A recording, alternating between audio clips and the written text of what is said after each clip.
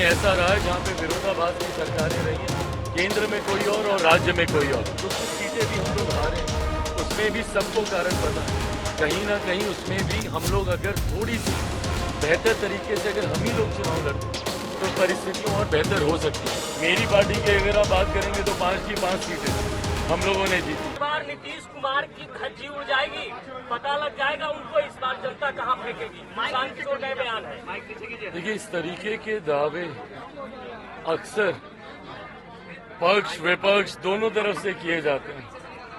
अंतोगत्वा फैसला चुनाव में सिर्फ और सिर्फ जनता लेती है। इस बार भी विपक्ष ने कई दावे किए थे लोकसभा के चुनाव में कि खाता नहीं खुलेगा एनडीए का, 0 पर आउट हो जाएंगे, तमाम तरीके की बातें कही गई थी। हकीकत में परिणाम क्या हुआ? हम लोग अधिकांश जीते सीटें हम लोग बिहार में जीतने का हम लोगों ने काम किया।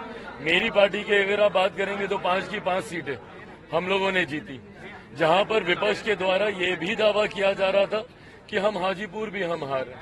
तो ऐसे में इस तरीके की बातें कही जाती हैं, पर अंतोगत्वा जनता किसका साथ देती है। और एक बात स्पष्ट है कि जनता ने ये तय कर लिया है कि बिहार में डबल इंजन की सरकार से ही बिहार का विकास हो सकता है। एक लंबा समय बिहार में ऐसा रहा है जहां पे विरोधाभास की सरकारें रही हैं, केंद्र में कोई और राज्य में कोई और।